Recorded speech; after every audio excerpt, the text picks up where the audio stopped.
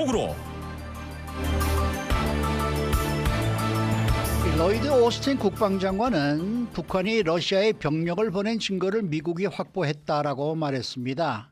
한국의 국정원도 이 북한이 12월까지 10,000명 정도를 우크라이나 전쟁 투입을 위해 러시아에 보낼 것이다라고 예상을 했습니다. 또 대선이 13일 남은 가운데 민주당 측은 지지율이 1%도 되지 않는 녹색당 질 스타인 후보 때문에 고심하고 있습니다.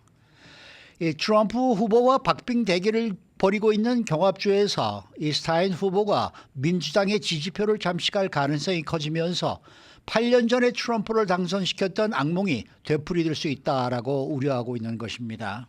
보가식 기자. 안녕하십니까. 북한이 러시아에 병력을 보낸 증거를 미국이 확보했다라고 오스틴 국방장관이 밝히고 있어서 지금 뭐 또 파문이 커지고 있습니다. 네, 이미 우크라이나의 볼로디미르 젤렌스키 대통령은 이달 초부터 줄기차게 북한이 최소한 1만 명의 군인을 러시아를 돕기 위한 목적으로 러시아의 쿠르스크주로 보낼 계획이다. 이렇게 줄기차게 주장을 해온 상황인데 이게 사실로 드러난 셈입니다. 쿠르스크 지역은 우크라이나 군대가 2달 전에 기습을 감행해서 극히 일부이긴 하지만 접경지의 서쪽 부근을 점령하고 있는 러시아 영토입니다. 그동안 미국이 북한군의 러시아 이동 또는 파견을 확인해 줄 수 없다는 부정적인 입장을 고수해 왔었는데 오늘 국방장관이 직접 이탈리아의 로마에서 취재진을 만나서 그 정황을 밝혔습니다. 우크라이나 현지 언론에서는 북한 군대가 극동지역인 블라디보스톡에서 머물고 있는 정황을 계속해서 보도하면서 그 긴장감이 높아지고 있는 그런 상황입니다. 네, 오스틴 장관이 추가로 밝힌 내용은 어떤 내용입니까? 북한군의 러시아 파견 목적이 무엇이냐 이렇게 취재진이 질문을 했는데 이에 대해서 오스틴 장관이 아직까지는 북한 병사의 러시아 체류 그리고 파견 목적이 분명하지 않다 이렇게 신중한 모습을 드러냈습니다. 그렇지만 아마도 지금 돈이 궁한 김정은이 병사 한 사람당 $2,000 규모의 비용을 받고 달러벌이 그리고 실전 감각을 익히게 하려는 목적으로 파병한 것이 아닌가 그런 추정이 나오고 있습니다. 오스틴 장관은 이어서 미국의 분석팀이 이런 사안에 계속 집중하고 있는데 이제는 북한 군인들이 러시아에 갔다는 증거들을 많이 확보했다. 그리고 오스틴 장관은 지난 21일에 우크라이나의 수도 키이우를 전격적으로 방문한 뒤에 지금 유럽에 있습니다. 그래서 거기서 그들이 북한군이 러시아에서 무엇을 하고 있는지 더 캐봐야 한다고 장관이 얘기를 했는데 만약에 이들이 러시아군과 같이 우크라이나를 상대로 싸우려는 군인, 즉 러시아를 위해서 우크라이나 침공 전쟁에 직접 참여하는 의도라면 이것은 굉장히 심각한 문제다 이렇게 강조를 했습니다. 이 충격파가 유럽에만 미치는 것이 아니라 인도 태평양 지역 그리고 지구촌 상당 지역에도 충격을 가하는 행위다 이렇게 오스틴 장관이 덧붙였습니다. 네. 오늘 아침에 나토에서도 지금 북한군이 지금 러시아 참전했다는 사실을 확인을 했다라고 얘기를 했는데 이렇게 지금 러시아는 북한군 병력의 도움까지 받아야 하는 그런 상황이라는 얘기입니까? 전쟁이 거의 3년 가까이 장기화되면서 자체 병력 손실이 적지 않은 것으로 추정이 되고 있습니다. 비록 오스틴 장관이 북한이 어떤 목적으로 병사를 파견했는지 불분명하다 이렇게 얘기를 했지만 러시아 군사력이 예전보다는 상당히 약화된 점은 사실 같습니다. 러시아가 북한뿐만 아니라 이란에도 지원을 요청해야 되는 상황으로 보이고 있는데요. 이에 대해서 오스틴 장관은 많은 사람이 생각하는 것보다 러시아의 푸틴이 자체적인 능력으로 전쟁 문제를 해결하는데 어려움을 겪고 있는 신호일 수 있다 이렇게 추산을 했습니다. 그리고 월스트리트 저널 신문은 우크라이나 침공 2년 반이 지난 9월 초에 이 시점에서 러시아 군대가 우크라이나 전선에서만 20만 명이 사망하고 40만 명 이상이 부상을 당한 것으로 파악됐다 이렇게 보도를 했는데 거의 직간접적으로 다치거나 죽은 병사 숫자가 곧 100만 명에도 육박하리라는 그런 전망이 나오고 있습니다. 네, 한국의 국정원도 어제 후속 정보를 국회에 전했다고 하더라고요. 어떤 내용을 전했습니까? 북한이 우선 1차로 1,500명을 러시아에 보내면서 궁극적으로 10,000명 이상을 우크라이나 전쟁 투입을 위해서 러시아에 보낼 것이다. 이렇게 국회에 보고를 했는데요. 현재까지는 러시아로 이동한 북한 군대 규모가 3,000명 수준이다. 이렇게 파악을 했는데 12월까지는 모두 합쳐서 10,000명가량 보낼 것으로 보인다. 이렇게 보고가 되었습니다. 그래서 국회 정보위원회 소속 더불어민주당 박선원 의원이 그 조태용 국가정보원장이 참석한 비공개 회의에서 이렇게 얘기를 했습니다. 지난주에 국정원이 보도자료를 낸 것과 가장 큰 차이점 가운데 하나가 현재는 추가적으로 1,500명이 더 북한군이 파견된 점인데 이제까지 러시아로 이동된 북한 군대 규모가 3,000명으로 보인다는 것입니다. 그러면서 러시아와 북한 사이에 계획한 1만여 명 수준의 파병 12월경으로 예상된다 이렇게 밝혔습니다. 그리고 북한과 러시아가 어느 한쪽이 침공을 받았을 때 지체 없이 다른 쪽에서 군사 원조를 제공한다는 새로운 조약 4조 이 조약을 체결한 이후부터 파병에 대한 논의를 본격화했는데 그 북한의 최정예로 불리우고 있는 11군단 즉 폭풍군단이 지금 우크라이나 전선에 파병이 되어 있다는 것입니다. 러시아 안에 있는 많은 훈련 시설로 분산이 돼서 지금 현지 적응을 위해서 집중적인 군사 훈련을 받고 있다는 그런 소식입니다. 그러면은 뭐 이 파견돼 있는 지금 러시아 전장에서 보이는 북한 군들의 동태는 뭐 어떤 얘기가 좀 있습니까? 물론 북한 당국이 러시아 파병 자체를 일절 알리고 있지 않고 비밀로 삼고 있지만 북한 주민들 사이에서도 이 폭풍 부대가 전선에 투입됐다 이런 소문이 퍼지고 있는 상황이라는 것입니다. 그리고 선발된 군인의 가족들이 그 자식이 죽을까 봐 크게 오열해서 얼굴이 많이 상한 모습도 보였다는데 북한 당국이 철저하게 입단속을 시키고 파병 군인 가족을 통제하고 관리하기 위해서 그 집단 이주시키고 격리하는 정황까지 지금 국정원에서 포착을 했다는 것입니다. 그 러시아는 지금 북한 군대에게 군사 장비 사용법은 물론이고 무인기 드론 사용법과 같은 특수장비 교육까지 진행 중이라는데요. 그 북한 군대는 체력과 사기는 우수하다. 하지만 드론 공격과 같은 현대 전쟁에 대한 이해는 부족하다. 이렇게 평가를 했다는 것입니다. 그렇기 때문에 실제로 전선에 투입되면 북한군 사망자가 많이 발생할 것으로 예상된다. 이게 러시아 측의 판단이라는 것입니다. 자, 이번에는 이제 미국의 대선 관련 소식입니다. 민주당이요 군소 정당인 녹색당의 질 스타인 후보 때문에 골머리를 앓고 있다라는 소식입니다. 내용. 이 스타인 후보가 경합주에서 그 공화당 표보다는 민주당 해리스 지지층 표를 가져갈 가능성이 크기 때문에 지금 민주당에서 굉장히 골머리를 앓고 있다는 것인데 네.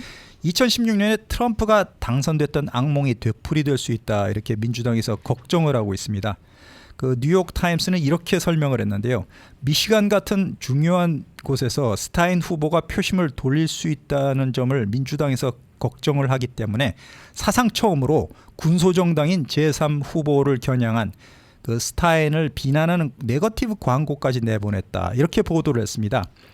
그렇기 때문에 그 스타인 후보가 이번 대선에서 네바다주를 빼고는 경합 지역인 6개 주의 6개를 포함해서 50개 주 가운데 38개 주에 자신의 이름을 투표용지에 올려놨습니다.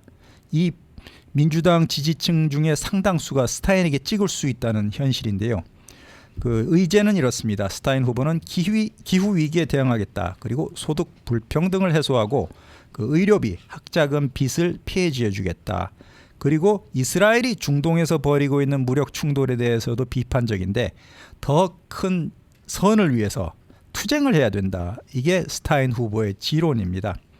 그 미국 이슬람 위원회가 최근 실시한 여론조사에 따르면 아랍계 인구가 미시간주에 특히 많은데요.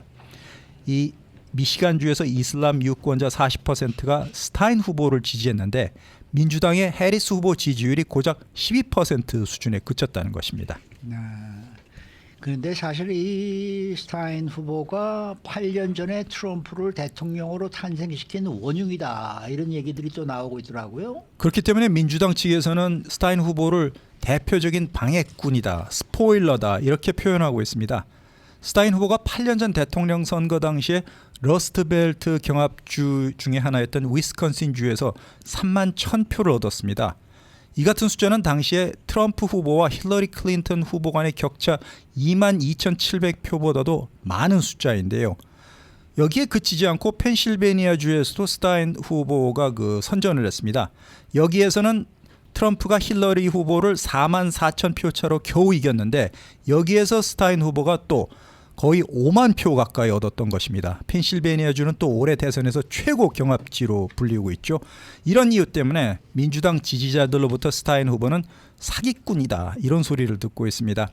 그리고 민주당의 전국위원회에서도 최근에는 스타인에게 투표하는 것은 트럼프에게 투표하는 것과 마찬가지다 이런 30초 분리한 광고까지 내보냈는데 스타인 후보는 이에 대해서 해리스 선거 캠프는 대선에서 졌을 때 희생양을 찾기 위해서 나를 팔고 있다 이렇게 항변을 하기도 했습니다. 그 반면에 트럼프 후보는 유세 때마다 100% 민주당 표만 가져가는 스타인 후보를 나는 매우 좋아한다 이렇게 말하고 있습니다. 네. 질 스타인은 어떤 사람입니까? 간단히 말씀드리자면 마치 53년 전인 1971년 박정희 후보와 야당의 김대중 후보가 맞붙은 대통령 선거에서 제3당인 정의당 후보로 나와서 12만 표를 얻고 동메달을 차지한 진복기 후보와 비슷하다 이렇게 말씀드릴 수 있을 것 같습니다. 그 당시에 진복기 후보가 정치 규제자로 탄압받으면서 이후에는 대통령 출마 상습범으로 낙인이 찍혔는데 막상 본인은 나는 대통령 출마는 한 번밖에 안 했다 이렇게 해명하기도 했습니다. 스타인 후보는 일리노이주 시카고의 출신의 유대인입니다. 본업은 의사인데요. 하버드대학 심리학과를 졸업하고 의학대학원도 하버드를 졸업한 아주 재원입니다. 그렇기 때문에 2002년에 정계에 입문을 했는데 정치는 모든 병의 어머니이기 때문에 내가 임상의학에서 정치로 자리를 옮겼다. 이렇게 농담 비슷하게 한 출마의 변 지금까지도 워싱턴 정치권에서 많이 회자되고 있습니다. 원래 스타인 후보가 민주당 성향이었는데 베트남 전쟁을 계기로 돌아서서 96년도 대선부터 4번 연속 대통령 선거에 출마했던 랄프 네이더 후보의 영향을 받아서 주류 정치인과 결이 다른 노선을 걷고 있습니다. 그리고 스타인 후보가 2012년, 16년에 이어서 이번이 3번째 대선 출마인 셈인데요. 막상 바이든이 당선됐던 4년 전에는 출마하지 않아서 바이든 당선을 도왔다 이런 말을 듣기도 했습니다. 자, 양당의 후보들이 어제 이 중남미계 라티노 유권자들의 지지를 얻기 위해서 아주 적극 나서는 모습을 보이더라고요. 민주당 해리스 부통령이 스페인어 매체인 텔레문도와 인터뷰를 가졌습니다. 이 자리에서 라틴계 남성들이 소규모 사업 대출을 받을 수 있도록 지역은행에 더 많은 자금을 지원하겠다 이렇게 약속을 했고요. 라틴계 남성들은 연결망이 부족하고 시스템 부족 때문에 대출 자격을 확보하기가 어렵다. 그렇기 때문에 민주당에서는 이 계층을 지원하는 강력한 경제를 구축할 필요가 있다. 이렇게 라틴계의 표심에 한 표를 호소했습니다. 지역은행에 더 많은 자본을 지원해서 라틴계에 대출을 제공할 수 있는 방법을 모색하겠다. 이렇게 해리스가 약속을 했는데 최대 $20,000까지 라틴계 소기업 사업가들에게 상환 면제가 되는 대출을 제공하겠다. 그리고 라틴계 첫 주택 구입하는 사람 숫자를 60만 명까지 늘리겠다. 이런 목표를 제시했습니다.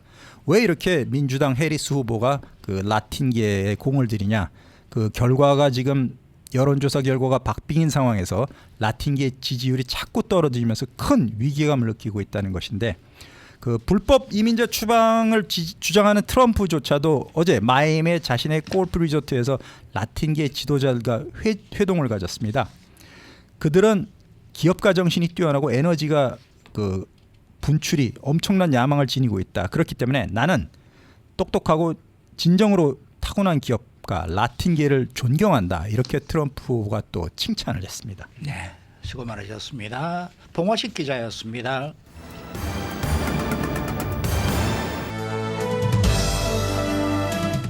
인사이드 아메리카.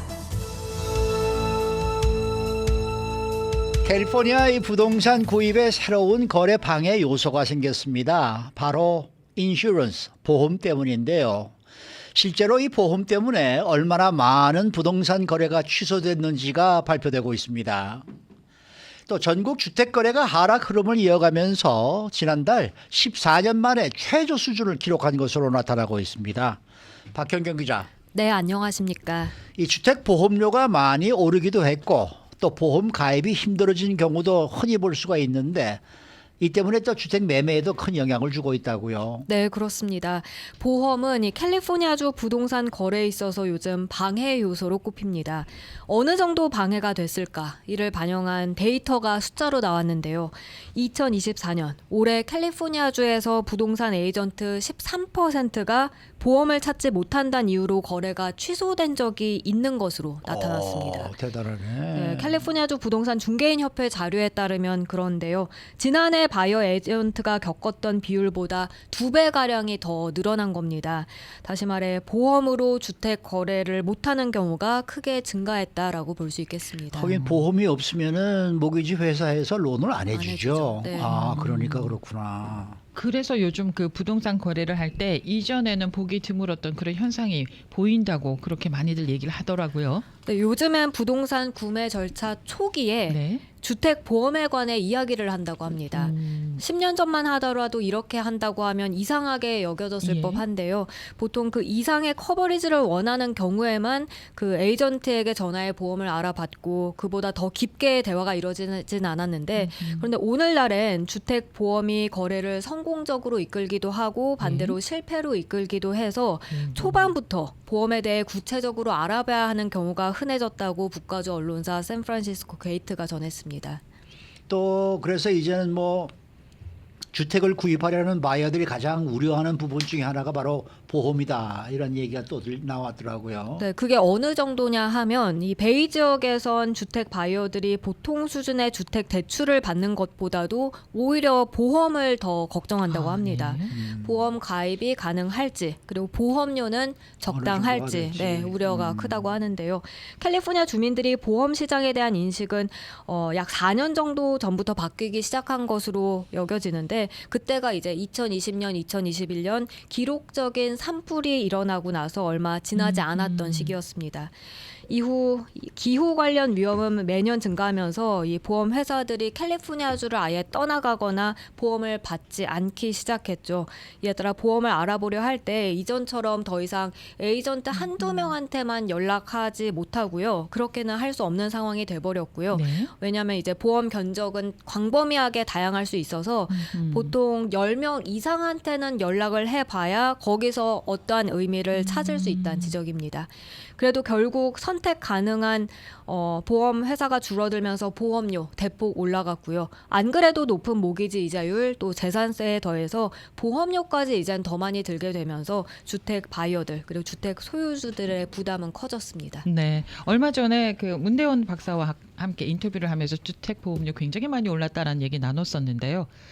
구체적으로 과연 보험료가 얼마나 많이 올랐습니까? 여기서는 이제 산불 위험이 높은 지역에 있는 주택 화재 보험료를 알아봤는데요. 예. 산불 고위험 지역에 사는 한 남성은 2019년에 이 주택 화재 보험료로 $3,500를 냈다고 했는데 예. 올해는 그게 $9,500로 치솟았다고 말했습니다. 3배네.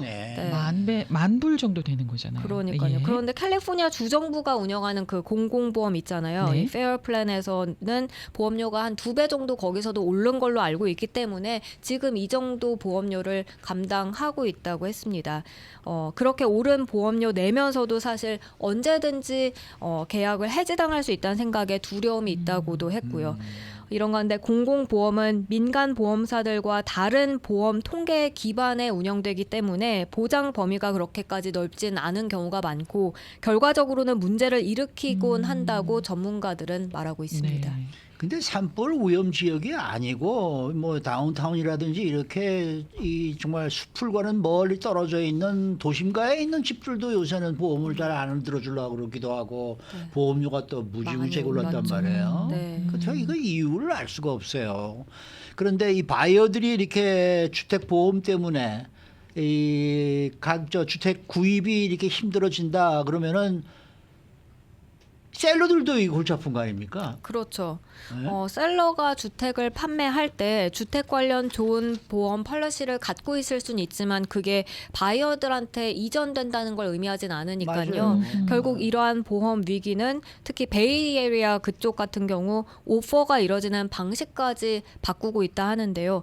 주택 거래는 보통 경쟁이 치열한 시장이었기 때문에 이 컨틴전시, 조건부 계약을 포기하는 게 일반적이었는데 지금은 훨씬 더 많은 사람들이 이 보험 컨틴전시, 바이어가 보험 폴리시를 찾을 수 없을 때는 딜에서 빠질 수 있도록 그런 상황을 오퍼에 포함시키고 있다는 설명입니다. 네.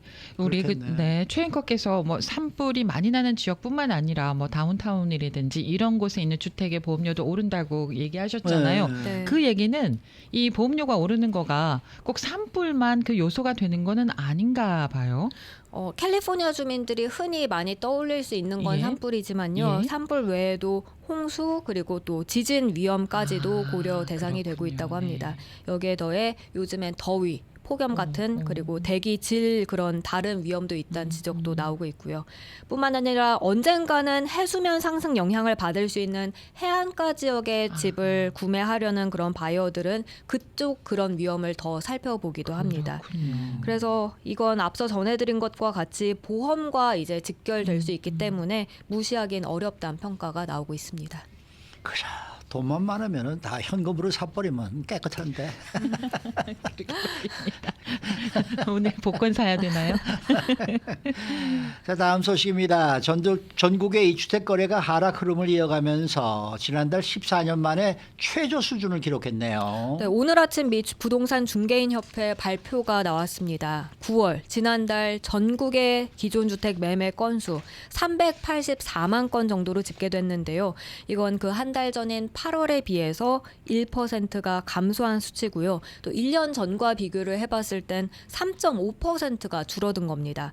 이러한 9월 매매 건수는 2010년 10월 이후 약 14년 만에 가장 낮은 수치를 기록했습니다. 이런 그 기존 주택 거래량은 미국의 주택 시장 거래량의 대부분을 차지하는 거죠. 맞습니다. 그리고 통상 거래 종결까지 보통 한두 달 이상이 소요되니까요. 네. 9월 통계라고 했을 때 이건 7, 8월경 그쯤 구매 결정이 반영된 수치라고 보면 되겠는데요. 이 기존 주택 거래량 지난 2월에 438만 건을 기록하고 나서 그 이후에 지금 하락 흐름을 이어가고 있습니다. 이렇게 하락하는 그 배경이 뭘까요? 일단 주택 가격 상승세 계속 유지되고 있고요. 네. 이런 가운데 주택담보대출 이 금리가 하락했음에도 6%대입니다. 과거에 비해서 여전히 높은 수준 보이고 있습니다. 그에 따라서 잠재 주택 바이어들의 구매 결정을 망설이게 하는 그런 요인이 됐다는 분석입니다. 요즘 주택 가격 얼마나 하나요? 오늘 뭐 혹시 발표된 게 있나요? 재고 증가로 숨통이 트이긴 했지만 매물 가뭄을 해소하기엔 아직 충분하지 않다. 이런 평가로 주택 가격 상승세는 여전히 계속되고 있습니다. 9월 전국 기존 주택 중간 가격 40만 4,500달러입니다. 전년 동월 대비, 그러니까 지난해 9월에 비해서는 3%가 오른 것이고요. 9월 가격 기준으로는 역대 최고치입니다. 네. 그래서 이번에 로런스 윤 이코노미스트는 주택 구매자들이 선택할 수 있는 주택 재고가 늘었고 또 이 모기지 금리도 1년 전보다 떨어졌으며 고용도 증가세를 지속하고 있는 상황인데 일부 구매자들 이 대선을 앞두고 지금 주택 구매와 같은 큰 지출을 감행하는 데 있어서는 주저하고 있다고 평가했습니다. 참 캘리포니아에서 전국 중위 가격 한 40만 달러 정도만 주택 가격이 된다 그러면은 얼마나 좋을까요? 얼마나 좋겠습니까? 네. 너도 나도 다 집 사실 거예요. 수고 많으셨습니다. 감사합니다. 박현경 기자였습니다.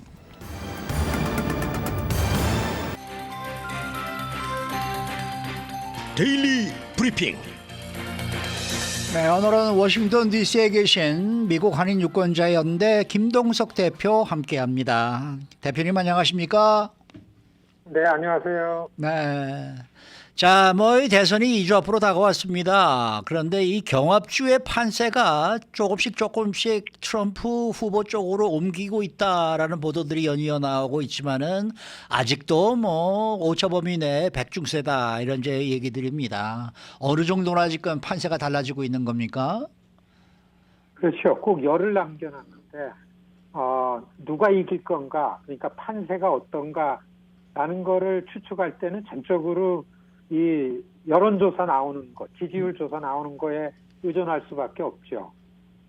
그것도 지금은 뭐 뻔하거든요. 경합주 내에서의 지지율을 가지고 보는데 네. 사실 이 설문조사 나오는 걸 갖고 누가 이긴다라고 얘기할 수는 없습니다. 왜냐하면 지금 지지율의 차이가 거의 같아요. 네, 네. 거의 그러니까 오차범위 한도 내에서도 거의 동률로 나오는 게 이제는 가까워질수록 자주 조사를 해서 계속 한 5, 60개 되는 기관에서 이렇게 계속 조사한 걸 나오는 거를 평균한 게 거의 그냥 같으니까 누가 우세하다 하기는 매우 어렵죠. 그런데 대개가 이게 10월 한 첫 주까지 10월 첫 주까지는 오차범위 한도 내지만은 한 2.5 내지 3 크게는 한 3.5% 경합주에서 거의 대부분 노스캐롤라이나 빼놓고서는 해리스가 리드했어요. 해리스가 높았죠. 그러다가 지금 10월 첫 주 들면서 격차가 좁아지면서 트럼프가 상승세예요. 그런데 최근에 한 2000년 들어서 미국 선거를 보면은 한 달 가까워졌을 때에는 누가 지지율이 상승세인가가 이기더라고요. 그렇기 때문에 전문가들이 지금 이 경합주에 나오는 지지율 데이터를 가지고 볼 때에는 이제 한 열흘 남았는데 네. 이 트럼프가 아니겠는가 이런 얘기를 많이 하기 때문에 네. 여기저기 이제 뉴스가 나가가지고 많은 사람들이 트럼프가 이긴다며 트럼프가 이길 것 같다며 이런 얘기가 많이 나오는데 일단 뭐 이제 쉽게 표현해서 까봐야 알잖아요. 그렇죠, 그렇죠. 오픈해봐야 아는 게 확실한데 지금 상황은 그렇고요. 예를 들어서 오늘 아침 방금 전에 저는 사실 뉴욕타임즈하고 시에나 대학교에서 하는 지지율을 가장 열심히 보고 그다음에 RCP라는 포털 사이트를 보는데 네. 이 뉴욕타임즈 조사에서는 위스콘신만 해리스가 이기고 트럼프는 조지아하고 애리조나에서 이기고 있고 지지율이 높고 있고 그다음에 네바다나 펜실베니아, 미시간, 노스캐롤라이나가 동률로 나왔어요. 그래서 전국적 지지율은 2% 정도 해리스가 높은 걸로 나와 있고 그런데 어제 저녁에 RCP 포털 사이트 한 40개 기관의 조사 기관 한 거를 가지고서 평균치 낸 데에서는 이거보다는 더 그 지지율이 더 동률로 나왔습니다. 그렇기 때문에 아무도 모른다. 지금 판세가. 그런데 약간의 상승세는 트럼프가 주도를 하고 있다. 그렇다. 이렇게 보는 게 열흘 앞둔 미국 대통령 선거의 판세입니다. 네, 네, 그런데 네. 말입니다. 그 설문조사를 하잖아요. 선거 때가 되니까 엄청 연락이 많이 오거든요. 근데 대부분의 사람들은 핸드폰으로 그런 모르는 전화번호가 오거나 이러면은 받지를 않고 또는 링크가 뜨잖아요. 링크가 뜨면 혹시나 이게 문제가 될까봐 아예 링크 안으로 들어가지도 않아요. 근데 그 제목을 보면은 뭐 설문조사다 폴이다 이렇게 뜨거든요. 근데 안에 들어가지를 않는 사람이 대부분인데 이 설문조사 결과는 어디서 나오는 건지 저는 그게 굉장히 궁금하더라고요. 집 전화도 없는 설문조사 경우가 많은데, 네. 예, 정말 비용이 많이 듭니다. 네. 설문조사, 선거 때 설문조사의 비용이 점점 비싸졌기 때문에 이번 선거에 이 조사 기관들의 데이터를 그 이전에 비해서 믿기가 좀 힘들다라는 네네. 얘기를 전문가들이 많이 합니다. 예. 비용이 많고 그리고 지금은 별로 이 전문가들이 설문조사에 의존하지 않기 때문에 설문조사 비용을 많이 들여서 많은 매체들이나 이런 연구소에서 해가지고서 내놔도 벌이가 안 되는 거죠. 비용에 대해서. 네. 그래서 4년 전, 8년 전 그 이전에 비해서 이 굉장히 정확도도 좀 떨어지고 또 이런 기관도 많이 작아졌습니다. 그리고 조사하는 텀도 좀 길어지고 네. 그래서 이제 전문가들이 여기 의존 안 하고 그리고 이 비용이 많이 드는 거는 정말 그 추출된 표본을 많이 갖고 있어요. 그래서 비용이 많이 드는 거죠. 올해는 그러니까 경합 지역에서 너무나 많은 조사를 많이 하죠. 네. 이게 당에서 조사하는 게 있습니다. 그러니까 지금 해리스 캠프를 돈을 거의 다 주도를 해가지고 돈을 많이 쓰는 퓨처포워드라는 이 비영리 기관이 있는데 거기서는 이제 해리스를 위해서 굉장히 유권자를 누가 더 많이 만나는가, 그래서 더 많이 만난 거에서 나오는 데이터를 가지고 맞춤형 캠페인을 하고 있는데 알고 보니까 진짜 돈이 많이 들더라고요. 그래서 지금은 돈이 많이 드는 설문조사 이런 것도 어디서 하나 하면 경합주에서만 설문조사를 하고 있어요. 네. 네. 그러니까 네, 설문조사를 그렇기 때문에 온라인에서 만약에 하면은 젊은 층의 투표를 많이 할 것이고 그냥 집 전화를 중심으로 하게 되면은 연세가 좀 있으신 분들이 전화를 받을 기회가 많잖아요. 그렇게 되면은 과연 이 데이터를 믿을 수 있느냐라는 의문을 갖는다라는 분들이 많이 계시더라고요.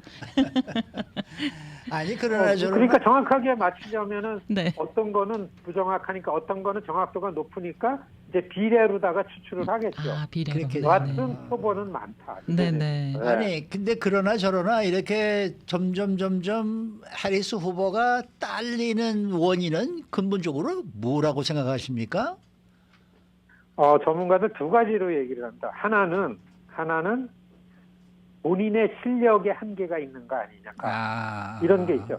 사실 본인이 갖고 있는 지적인 능력이나 리더십에 대한 실력 같은 걸 가지고 비교하기는 어렵죠. 왜냐하면 다른 모든 진짜 특출한 오랫동안 정치권에서 있었던 정치 지도자들이 대통령 후보가 되는 과정이 거의 한 2년이 됩니다. 그런데 카멜라 해리스는 한두 달 만들어진 거거든요. 그렇죠.